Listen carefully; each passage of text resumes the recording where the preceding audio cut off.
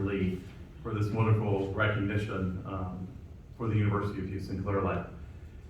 It is a privilege to have you all here today to be having a conversation with our students and our faculty and our staff. The relationship that we have and the importance of building these important relationships that was just reiterated by the Dean in terms of the role that Texas plays and Houston especially in this region plays in many of the economic partnerships and future for workforce development initiatives with South Korea is extremely important. It's important to us as an institution as well as important to us in Houston and in the state of Texas. We are in a very special area. As I like to tell everybody, yes, we're part of Houston, but we're in the Bay Area. The Bay Area is a little bit different as being in a large county like Harris County and Galveston County in this area, in that we really do serve a very special, unique population, especially with the aerospace industry, the workforce development needs of our state and of this area. And so as we think about moving forward in terms of a collaborative relationship, we are super pleased that you are here today to reinforce with our students and our community the importance of an ongoing collaborative relationship in this area. So again, thank you for this significant honor, not just for me, this is for the University of Houston Clear Lake in recognition of our great work and our collaboration. So thank you very much. And at this time, we'd like to invite Mr. Lee to come present his talk.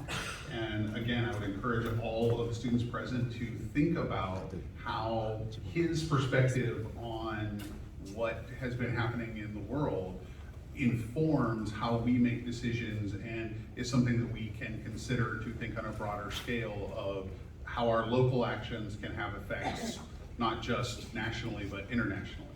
And with that, I'd like to welcome Mr. Lee to the podium. Good morning, everyone.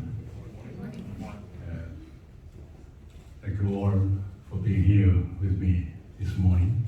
And thank you, Dean Sanford, for your kind and detailed introduction for me.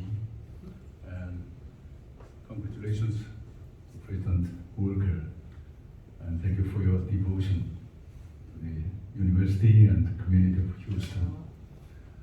It was a great honor for me to deliver the plaque to you. Yeah. And also it's a great pleasure for me to be here with you. First, I want to ask you a question. What do you think is the most widely spoken language in the world? English? Or Chinese? No. The answer is broken English. I think we will be here the most widely used language this morning for about 30 minutes.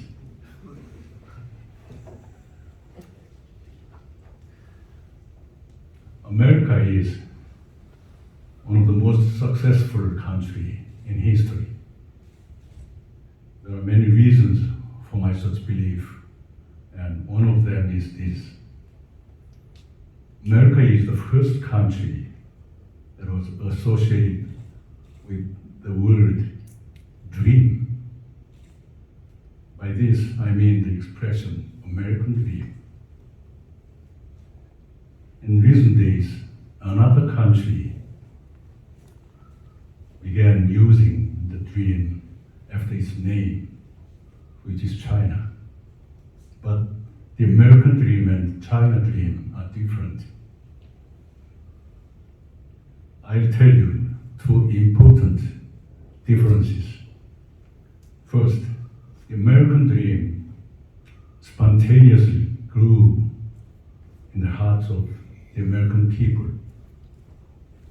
Horatio Alger, an author, wrote prolifically from the 1880s about the rags to riches stories of poor boys, which American readers found engrossing.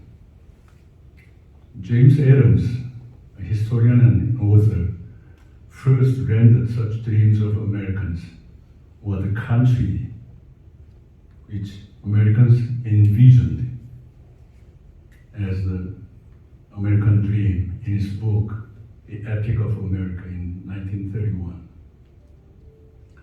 Unlike the American dream, the China dream is a state goal set forth by the country. President Xi Jinping first pronounced the state ideology of China dream at the Communist Party of China Congress in 2012. What it asserts is to rejuvenate China's former glory of being the center of the world in the 21st century. President Xi mentioned the China dream as many as 32 times in his speech at the Communist Party of China Congress in 2017. The second difference is more significant. The American dream was not just a dream of the American people, but that of global citizens who admired America as well. All those who emigrated to America landed here bearing the American dream. And those who remained in their homeland also knew the American dream. That is not the case for China dream. It is the dream of China as a country. It seems to be embraced by the Chinese people as their dreams as well, but it has not quite become a dream of global citizens. America made not just Americans, but the entire world dream. Eric Hobsbawm was a historian who was born in Egypt in 1917. He worked actively in Britain and was later elected to be a fellow of the American Academy of Arts and Science. He went so far as to say that every urbanite in the world had two home countries, their motherland and America. America was the only country in the human history that received such praise. What turned the American dream into not just a dream for American people, but for the entire world? The biggest reason was a belief that America had a wide and level playing field for economic success. America promoted human rights by putting democracy in practice and presented a new goal for humanity. Wisdom and endeavors of American society to embrace diversity of different races, ethnicities, languages, and religions was a fresh awakening to humanity. America successfully spread their values to the liberal part of the world. American movies and pop music with mass appeal took the world youth by storm. That was why Hobsbawm paid the aforementioned tribute to the America. But just like everything, America has changed. Unfortunately, not as many people talk about the American dream anymore. America's economic growth has slowed down, and opportunities for the individuals to succeed have become increasingly limited. The gap between the rich and the poor has become gradually fixed and widened. The popular rage on that erupted through the Occupy Wall Street protest in 2011. Political polarization and administrative inefficiency reveal the government's limited problem-solving capabilities. Societal anxiety and frictions around guns and drugs have been flaring up. And the rise of China has become a big challenge for America and the world as a whole. Emboldened by its growing economic clout, China is building up its military power and influence in the international stage. China's challenge is hurting America's international leadership. Russia's invasion of Ukraine broke out at that very juncture, putting to the test the liberal world order. America took the initiative in establishing and maintaining after the World War II. At present, the top pending foreign policy challenge for the US government is to keep the rise of China at bay while coping with the war in Ukraine. China's challenge is not the sole reason for the deteriorating American leadership on the international stage. America also has itself to blame for that. For instance, the Trump administration decided to pull America out of many international organizations and broke a number of multilateral treaties. America withdrew from such organizations and agreements as UNESCO, the World Health Organization, the Paris Agreement, the Iran nuclear agreements, and intermediate-range nuclear forces treaty with Russia, and Trans-Pacific Partnership Agreement. Among them, the Biden administration decided to rejoin the WHO and Paris Agreement. Historically speaking, the pendulum of American foreign policy was swinging between isolation and engagement. However, isolationist foreign policies and protectionist economic policies undermined America's international stature and credibility. What's worse, the Trump administration pulled America out of the international organizations and multilateral conventions concerning education, culture, health, peace, prosperity, and preservation of the earth and its environment. Those organizations were established and operated under the American leadership, and the multilateral agreements were concluded with the American initiative. When America pulled out of them, it denied its own proud achievements. America veered into isolationism and protectionism in recent days with some reasons. In the wake of the September 11 attacks in 2001, America was plunged into the Middle Eastern quagmire through the wars in Afghanistan and then in Iraq. In 2008, it had to face an economic crisis triggered by the subprime mortgage. Those painful experiences led to the isolationist America First stance, deepening the anti-immigration sentiments and withering tolerance for diversity in America were all part of that trend. It is hard to emphasize the American First stance and strengthen America's global leadership at the same time. America has a choice to make. I propose America pursue greater inclusiveness by rebuilding its middle class and realizing economic justice domestically, and regaining its global leadership by building up soft power externally. I believe that is the spirit of America and how America can contribute to the world while advancing its own national interest as well. The experience of global citizens and Americans dreaming the American dream together has become a valuable shared asset for humanity. The world accepted such values as guaranteed equal opportunities, promotion of democracy and human rights, and tolerance for diversity through the United States.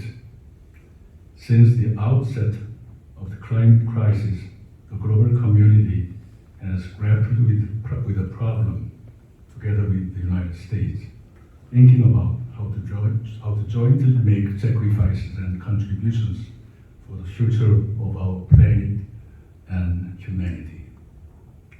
That dream is what humanity should never stop pursuing.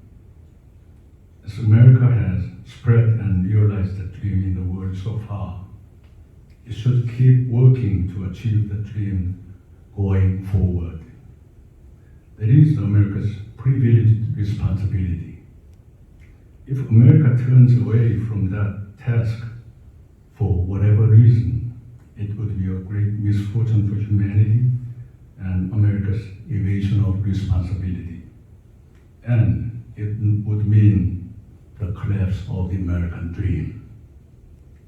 The US-China competition is intensifying. Some define the competition as a new Cold War, and there are varying prospects as to how that competition would end. I will not speak about specific trends and outlooks of the US-China competition here today. Rather, I would like to say that if America continues on the path of spreading and realizing the universal values that it introduced to humanity, many countries will choose America as their diplomatic and economic partner, and it is how America should prevail. The American dream is not over yet. The dream that humanity came to dream thanks to America should not be over either. Now, I would like to switch gears and speak about America's attitude toward the Korean Peninsula. It has long been actively engaged in Korean Peninsula issues, but has recently taken a passive stance. North Korea declared that it would pull out of the NPT, or the Non-Proliferation Treaty, in 1993, and that triggered the first North Korean nuclear crisis. In 2006, North Korea went ahead with its first nuclear test. That time period around the test was the second North Korean nuclear crisis.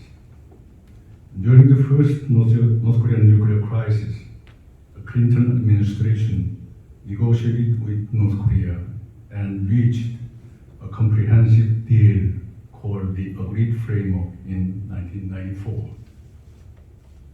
However, the Agreed Framework fell short of implementation. During the second North Korean nuclear crisis under the Bush administration, North and South Korea, the US, China, Japan, and Russia got together for the six-party talks and produced comprehensive agreements in 2005 and 2007. Unfortunately, those agreements were not implemented either. After the second crisis, we stopped counting North Korean nuclear crisis. It does not mean that the crisis ended. Rather, it implies that North Korea's nuclear program has become an established fact, and the crisis have become a norm. The Obama administration maintained economic sanctions and military pressures on North Korea under the name of strategic patience. In the wake of the sixth nuclear test and ICBM launches, North Korea declared completion of its nuclear force in 2017. After that, Chairman Kim Jong-un had summit meetings with President Trump in 2018 and 2019, but gained nothing. When the new US president came into office, North Korea seemed to restrain from provocations and observe the moves of the new US administration. The Biden administration expressed its willingness to engage North Korea in talks without preconditions. about 20 times, but took no substantial actions. And in 2022, North Korea launched whopping 69 ballistic missiles, including ICBMs. During that period, the US has also maintained pressures, including economic sanctions on North Korea. Except for a short period before and after the negotiations with North Korea, the US has been pressing North Korea and backing it into a corner via economic sanctions and military pressures. America expected that North Korea would give in to the suffering from pressures and isolation. However, contrary to the anticipation, the North Korea advanced its nuclear and missile capabilities and grew more dependent on China. The North Korea policy of primarily putting pressure on the country was not able to denuclearize the North. If the US maintains its pressure campaigns, the North will keep advancing its nuclear weapons and missiles, which will be a grave threat to the security of the South Korea. And in case a war breaks out on the Korean Peninsula, it will bring about inconceivable casualties and economic losses, and the crisis will spill over into the entire East Asia. What is left for us to do then is to exchange denuclearization of North Korea and its diplomatic normalization with the US, with conclusion of a peace treaty in an incremental, simultaneous, and reciprocal manner through negotiations laced with both carrots and sticks. That give and take is the most recent deal made between the US and North Korea, and is the only agreement that came out of the summit of the two countries, which is the Singapore Agreement by Donald Trump and Kim Jong-un in 2018. With the end of the World War II in 1945, Korea was divided into two by big powers, regardless of the will of its own people. The North and South each set up its own government with the assistance of the Soviet Union and the US, respectively. Then in 1950, the North Korea waged a war against the South, which lasted for over 3 years. The US fought for the South along with 15 other UN-sending countries. The Soviet Union did not fight, but China did, helping the North. The two Koreas have technically remained at war for 70 years since the ceasefire, because the Korean War stopped with the armistice agreements, not with the peace treaty.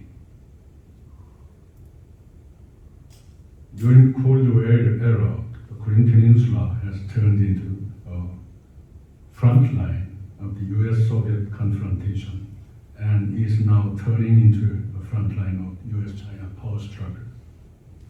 That is a misfortune, not just for Korean Peninsula, but for the East Asia in general, as well as the world. After the Korean War, South Korea and the US forged a military alliance.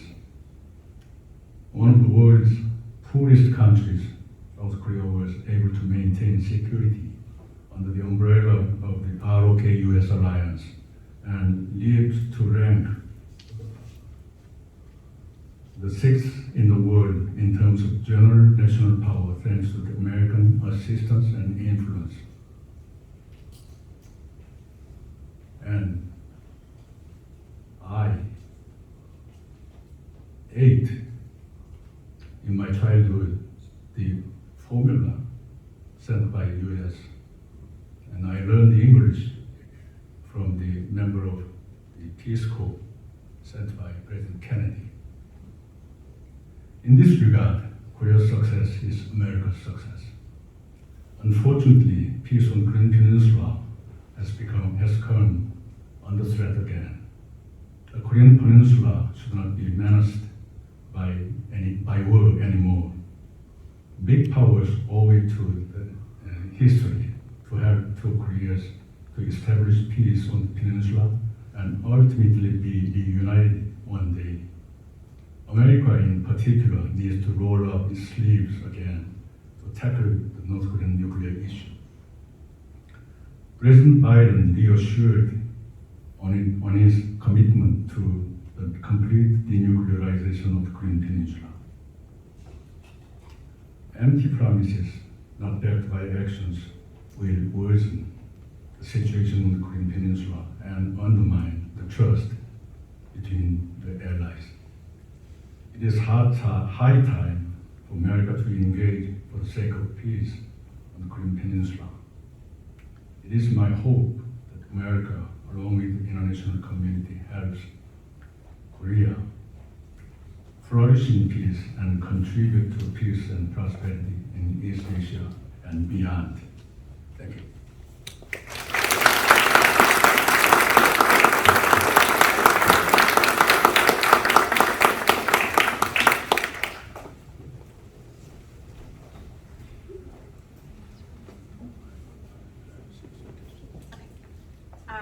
So former Prime Minister Lee will be happy to receive some questions.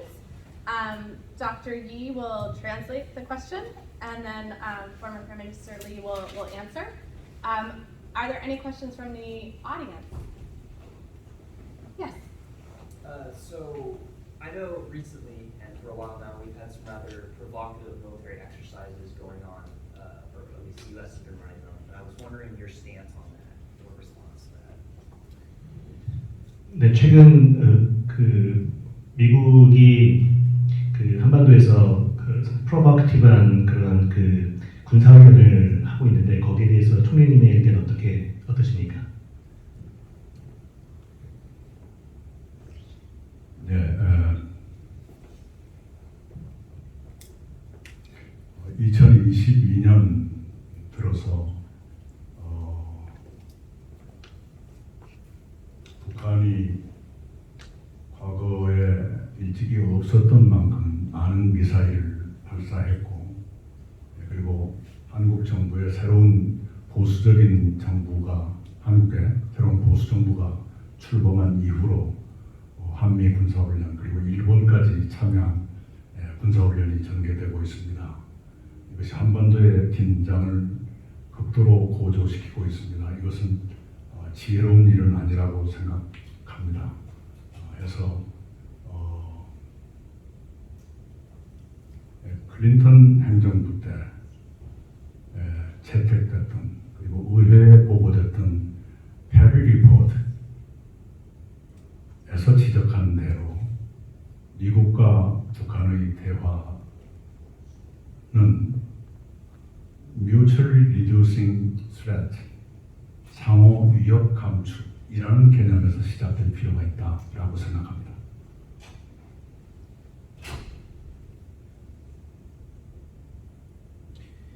Yes. Since 2020, North Korea started launching unprecedentedly many number of missiles. With the new conservative administration in South Korea, now the military exercise has expanded to not just Korea-US joint military exercise, but also Korea, US, and Japan. And this type of military reaction would escalate the situation in the Korean Peninsula, and it may not be wise. As Clinton administration, according to the Perry report written and published during the Clinton administration, the U.S. and North Korea conversation would be good for mutually reducing threats, and then the further peace plan in the Korean Peninsula should be based upon this principle: mutually reducing threat. Thank you. And in the early 1990s, when the Cold War ended, as I mentioned before, South Korea established diplomatic relations with Soviet Union and China. And at the same time, North Korea wanted to make diplomatic relations with US and Japan, but failed, as South Korea obstructed that, and the US ignored the call. The US and South Korea stopped the joint military exercise in 1992 because of the influence of the end of the Cold War. But in 1993, the two countries, the US and South Korea, decided to resume the military exercise. When in US, the Clinton administration took office in January that year, and in South Korea, President Kim Jong-un also took office in February in 1993. And in the course of the joint military exercise, North Korea declared that it would pull out of the NPT. The North Korea nuclear crisis was born out of such context.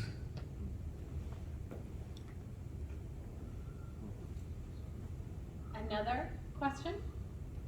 So I see a student here, and then we'll go to the student in the back. So I read about your stance that South Korean cryptocurrency is hurting the youth. Would you say that government action should be taken to go back to a more traditional currency? 현재 그 한국에서 암호화폐가 사용되고 있다고 들었습니다. 총리님께서는 암호화폐 시스템이 아닌 그 일반적인 전통적인 화폐 시스템으로 우리가 돌아가야 된다고 생각하십니까?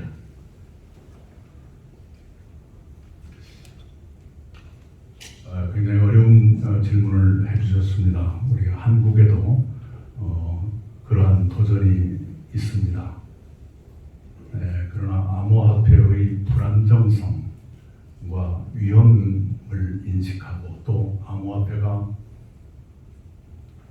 자금 세탁을 포함한 어떤 범죄에 이용될 수 있다는 생각으로 한국에서는 암호화폐를 제약했었습니다. 아직까지도 합법화되어 있지 않습니다. 거기까지 먼저 하시고요. It is very difficult question, and then the rise of cryptocurrency poses new challenges in Korea too. But cryptocurrency is unstable and it is risky, and then sometimes it has been used for many different types of crimes, including money laundering. So that is why Korea has been restricting the use of cryptocurrency in the nation. 바로 그러한 리스크 때문에 미국은 암호화폐에 대해서 신고제를 도입해 시행하고 있고 일본은 등록제를 도입해서 시행하고 있습니다. 그런 최소한도의 안전장치를 갖출 필요가 있다고 생각합니다. 그럼에도 불구하고 아까 학생께서 질문해 주신 그대로 우리 세계의 경제가 암호화폐 이전으로 돌아가기는 쉽지 않을 것이다 라고 생각합니다.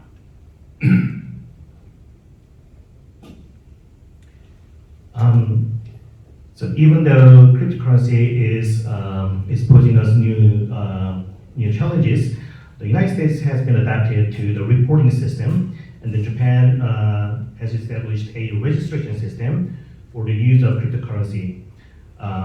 That is why we may need safety measures like that. And then but the one thing is clear that we cannot go back to the era where we didn't know cryptocurrency.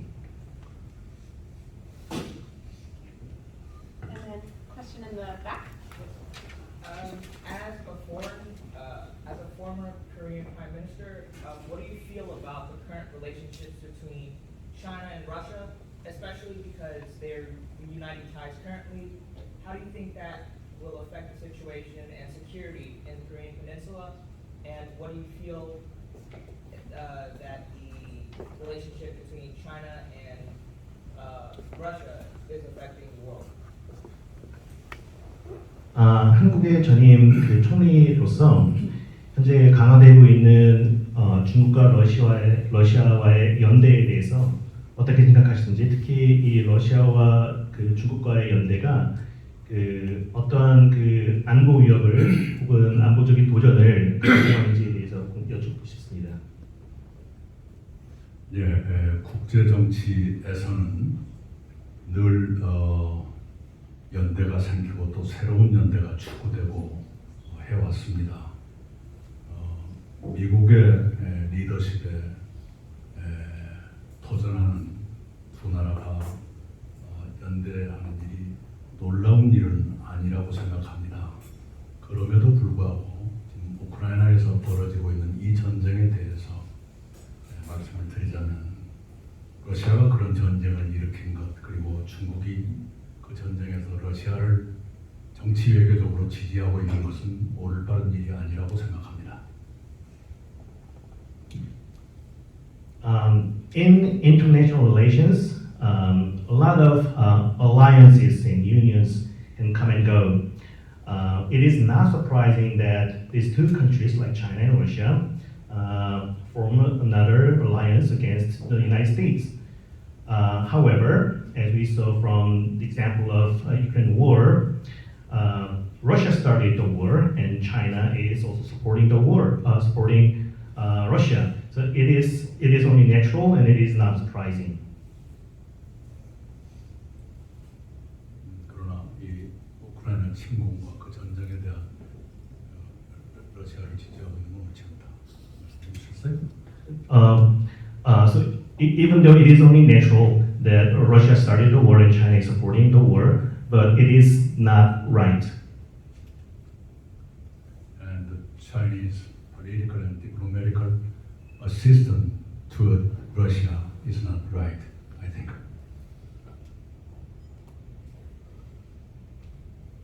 Any other questions? Yes, Bala, go ahead. Could I expand on that? I just wanted to know how that would affect the relationships between Korea and China and the U.S., and how that would affect the Korean Peninsula, not just the world in general, how their relationship would affect that. So going off from the previous question, what do you think about 영어로 하지 마시고 한국말로. 죄송합니다. I'm also not an expert in English. Sorry. So 아까 전에 그 했던 질문에 그 연이어서요. 한국과 중국과 일본과 미국과의 관계가 단지 이제 세계 정세뿐만 아니라 이 한반도의 정세에 어떤 영향을 미칠지 여쭤보고 싶습니다. 굉장히 복합적인 문제를 가지고 있습니다. 냉전 시대, 적어도 전반기, 중국이 약했고 미국과 중국이 협력하던 그 기간 동안에 한국은 고도 성장을 이뤘습니다.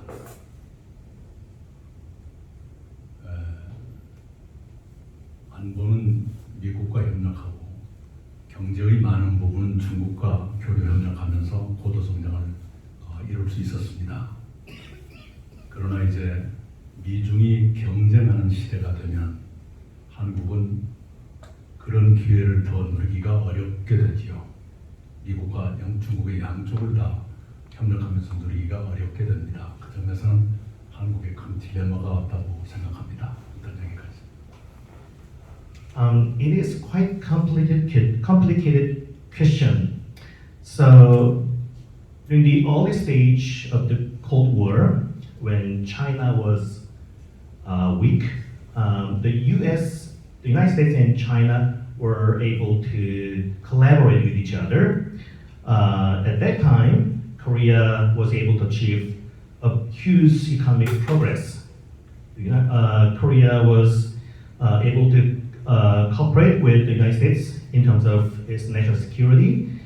And also, Korea was able to establish a economic relationship with China as well. Now, we are seeing a competition between the two countries, the United States and China, and this kind of new situation poses Korea a new dilemma. 지금 미국과 중국이 경쟁을 격화하면서 한반도에는 다시 한미일 대 북한, 중국, 러시아라는 대립 구도가 형성되기 시작했습니다. 이것은 미국의 전략이나 중국의 전략이나 그런 전략의 측면에서 보면 불가피한 면도 있다고 볼 수 있지만 미국이나 중국의 입장에서는 그게 불가피할지 모르지만 한반도 입장에서는 불행한 일입니다. 왜냐하면 미중 경쟁 때문에 한반도의 긴장이 다시 고조되기 때문입니다. 그래서 한미일 협력이 다시 강화된다고 하더라도 한반도의 긴장을 완화하고 그리고 아까 제가 말씀드렸던 것처럼 미국이 북한과 수교한다면 한반도에서 미국은 게임 체인저를 얻을 수도 있다라고 생각을 합니다.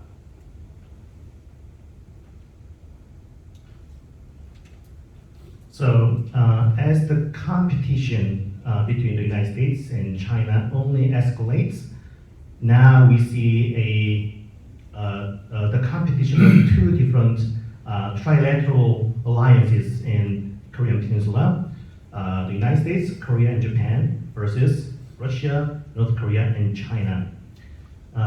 Even though this type of new Cold War would be unavoidable in terms of the US strategy and the Chinese strategy, it is actually unfortunate to Korea, as this kind of tension will only increase the security issues in Korea as well.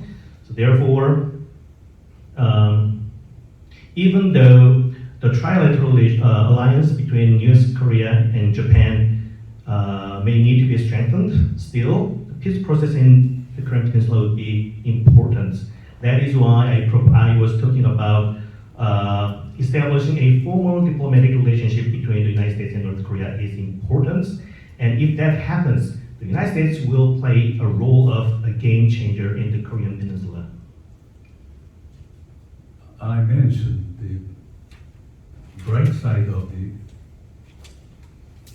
post-Cold War era for South Korea, but every light has shadow.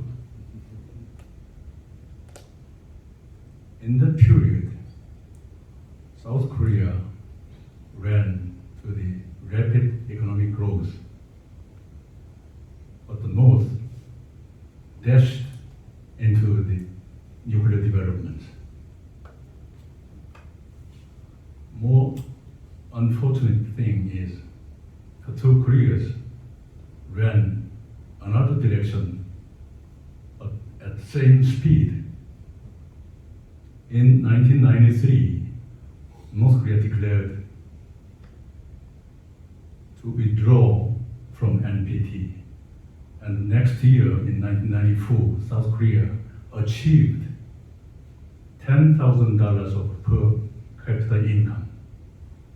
And in 2006, North Korea conducted its first nuclear test, and the South went to $20,000 of per capita income at the same year.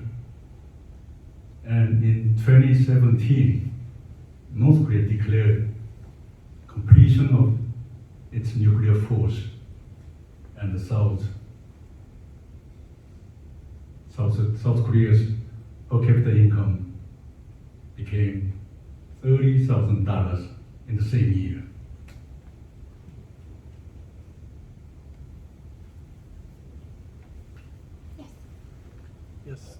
Thank you very much for being here today. Thank you very much for sharing your perspectives on the American dream. It's very important for our students and in the university setting to hear an international perspective. I'm wondering if you have additional advice for the young American students that are in the room today. 예. 좋은 선생님 같으세요. 저 같은 사람도 알아들을 수 있는 말씀을 해주셔서. I believe you are a good teacher because I can understand your English. I hope the American students to know more about the international community and other countries. Sometimes I feel Americans are focusing in their domestic issues and domestic problems. Yeah. But the world is wide.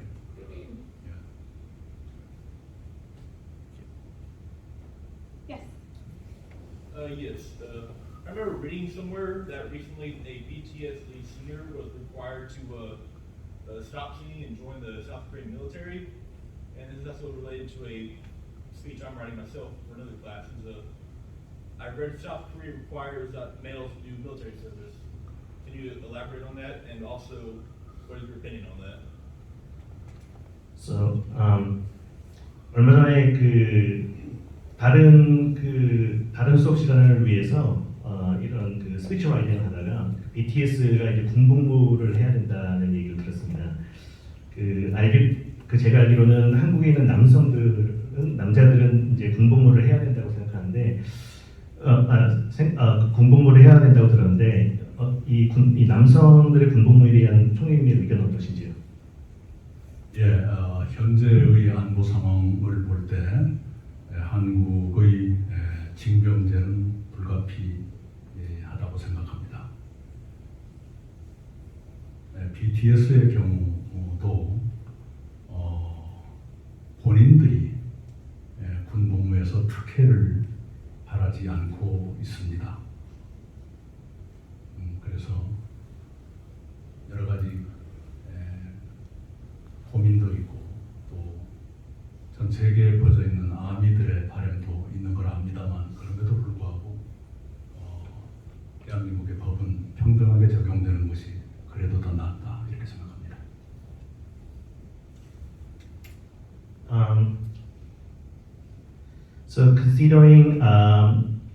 So now considering Korea's national security situation, the national conscription policy in Korea is unavoidable. Also, BTS didn't want any special consideration. They didn't want any special consideration on their military services. So even though I recognize the hope from the army, the BTS fan club, I do believe everybody is equal under the law in South Korea. In 2018, I think, I visited Morocco and met the Prime Minister of Morocco, Othmani. He said to me, his two daughters was the fan of K-pop. And the first daughter is a fan of SD wannabe, and second daughter is a fan of BTS.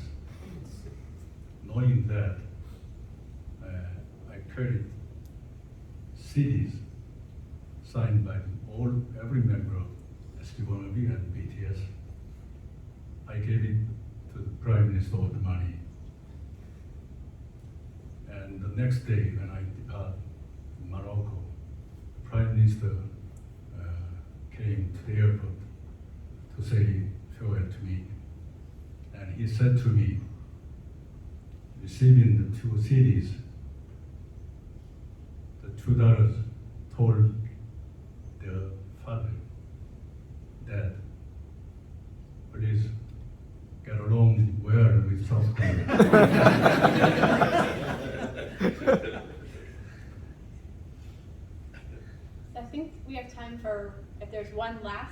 question?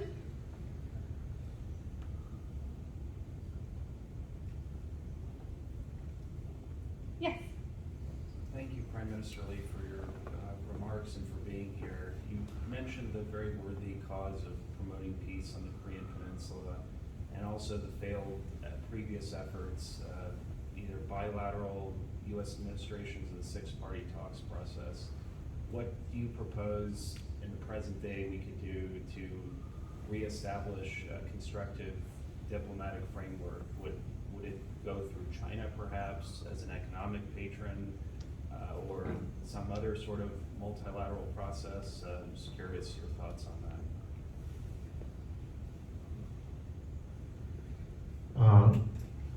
감사합니다. 특별히 총리님께서 총리님께서 그 한반도 평화에 대해 중요성에 대해서 얘기해 주시고, 특별히 그 실패한 그 양자 회담 또한 육자 회담에 대해서도 언급해 주셔서 감사드립니다. 총리님께서는 이 한반도 문제를 해결하기 위해서 어떠한 그 외교적 체제가 디플로마틱 스트럭처가 필요하다고 생각하시는지, 그리고 지금 현재 이제 중국이 북한에 대해서 어떤 이 경제적인 패트론 역할을 자임하면서 이렇게 하고 있는데, 총리님께서는 어떤 이 한반도 이 문제를 해결하기 위해서 어떤 다자 구조의 어떤 이런 그 체제를 원하시는지, 아니면은 그 양자적 구조의 어떤 이 그 체제를 원하시는지 궁금합니다. Ultimately, I think the multilateral framework will be necessary for the security of Korean Peninsula and peace of the peninsula too. But at this time, it is not quite easy to resume the six-party talks again. And I imagine if America determined to establish diplomatic relations with North Korea preemptively, it could change the situation of the US-China competition and the situation on the Korean Peninsula.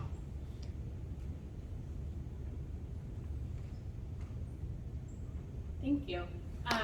So I would, on behalf of the Department of Social and Cultural Sciences and the College of Human Sciences and Humanities, would like to thank all of you for being in attendance. I would like to extend special thanks to Mr. Park and very special thanks to Mr. Lee for your very engaging talk and question and answer. I think we all learned quite a bit from it. And so just want to thank all of you again. And there is a small reception in the back. So would like to thank all of you. And if we could give a warm round of applause and thanks again.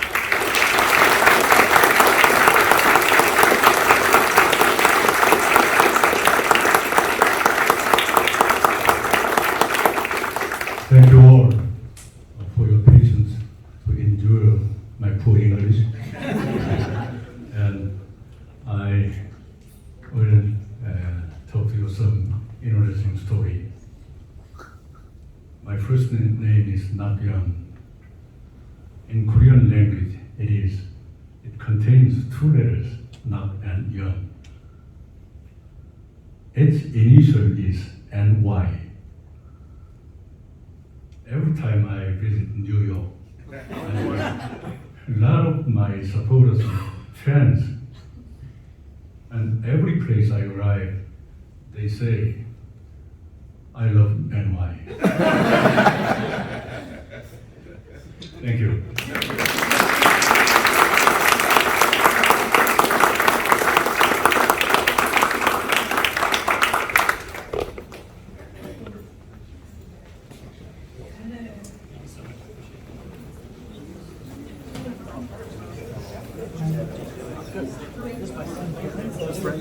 Nice to meet you.